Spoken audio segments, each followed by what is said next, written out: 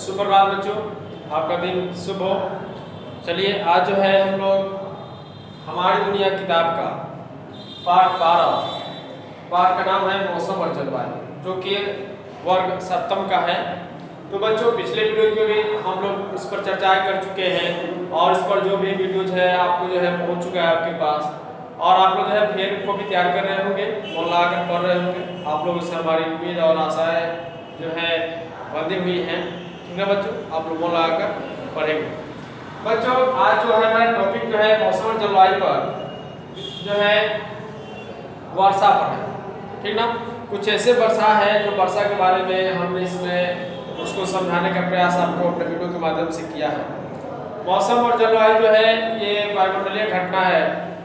आप लोग जानते हैं कि पृथ्वी जो है अपने अक्ष पर 24 घंटे कुछ मिनट पर एक परिक्रमा पूरा करती है।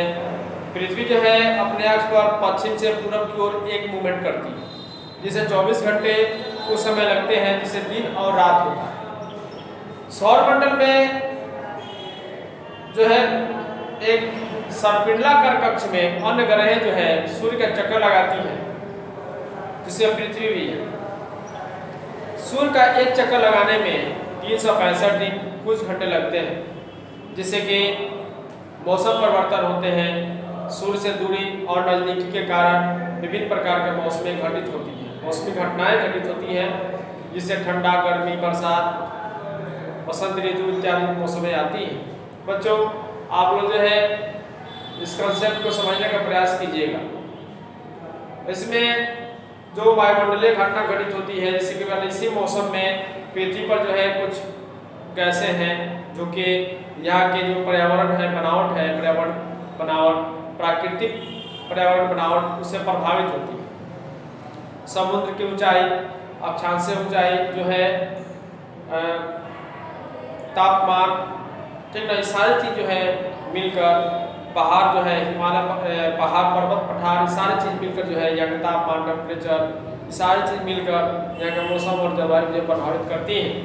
बच्चों आप जानते हैं कि समुद्र के नज़दीक जो भी क्षेत्र पड़ते हैं उसमें ना तो जो है ठंडक दिनों में अधिक ठंडी पड़ती है, ना तो गर्मी के दिनों में अधिक गर्मी पड़ती है।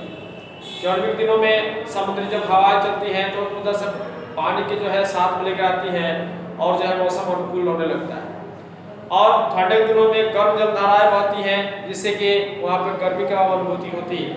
तो बच्चों इस तरह से मौसम और जलवायु में अनेक प्रकार की विभिन्नता पाई जाती है। तो जो है और पृथ्वी पर जो है आप देख रहे हैं कि दिन प्रतिदिन पेड़ पौधे की अनावश्यक कटाई हो रही है, जिससे पृथ्वी पर कार्बन डाइऑक्साइड की मात्रा बढ़ रही है, ऑक्सीजन की मात्रा कम हो रही है। तो ये जो है पृथ्वी के एक तरह से ग्रीन हाउस प्रभाव के नाम से जाना जाता है, जिससे यहाँ की टेम्परेचर बढ़ रही है। ग्लोबल वार्मिंग का भी आप नाम सुने होंगे।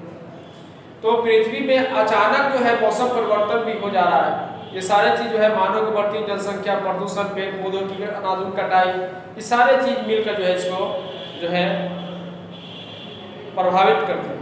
तो बच्चों आज चलते हैं, क्या कह रहा है सामान्यिक वर्षा। सामान्यिक वर्षा में आप लोगों को हमने लिखा है विषुवतीय रेखीय क्षेत्र में गर्मी अधिक पड़ती है। इस कारण गर्म भूतल के संपर्क में गर्म होने वाली हवा हल्की होकर ऊपर उठ जाती है। ऊपर उठती हवा धीरे धीरे ठंडी हो जाती है, फलतः संघनन की क्रिया शुरू हो जाती है और शीघ्र ही वर्षा होने लगती है। और यह दोपहर बाद विषुवत रेखीय प्रदेशों में प्राय होती है। तो बच्चे जो विषुवत प्रदेश होते हैं उसमें दोपहर में अधिकांशतः वर्षाएं होती हैं, जिसके ये कारण जो है हमने यहाँ पे लिखा हुआ है। इसको फियर के कॉपी में आप लोग लिखेंगे और इसको जो है 2-4 बार पढ़ेंगे ताकि आप लोग को समझ में आ जाए। आगे कह रहा है पर्वतीय वर्षा। पर्वत की ऊंचाई होने के कारण, अर्थात पर्वत जो होती है ऊंची होती है ना, पौने जो होती है के कारण आर्द्र पौनों के मार्ग में बाधा उत्पन्न करती है। जो पानी लेकर जब पौने चलती हैं उनके मार्ग में वो बाधा उत्पन्न करती हैं, और हवाएं ठंडे होने के कारण संघनन क्रिया होती है और जल वाष्प संघनित होकर वर्षाएं करती है। ठीक है बच्चों, आगे कह रहा है चक्रवर्तीय वर्षा। निम्न दाब के कारण विभिन्न दिशाओं से आने अनेक पौने आती हैं और खाली जगहों को भरने के लिए इनमें होड़ हो जाती है, जिससे आर्द्रता से जल वाष्प संघनित होकर वर्षा करती है। तो बच्चों चक्रवात पर चक्रवात की क्रिया भी आप लोग को हमने समझाया है पिछले वीडियोज में। आप लोग कभी गर्मी के मौसमों में इसे अनुभूति करते हैं कि एक उमस हो रहा है। उमस होने के बाद आप लोग को कुछ देर के बाद ऐसा लगता है कि अब आंधी तूफान आने वाला है। वास्तव में ये जो आंधियाँ जो आती हैं वह तीव्र गति से आती है। उसमें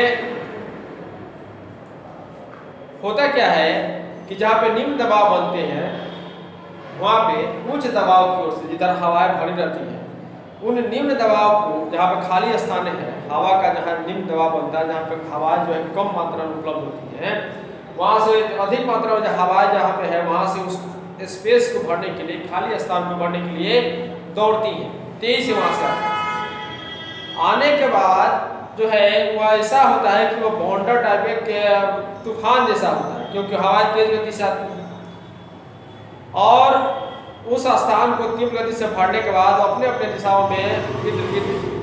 दिशाओं में चली जाती है, जिसे कि चक्रवात कहा जाता है। ठीक ना बच्चों?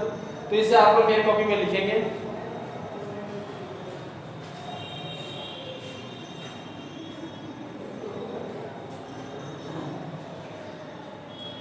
तो बच्चों आप लोग इसको फेयर कॉपी में लिखने के बाद सब वाली बातें आप लोग याद भी करेंगे।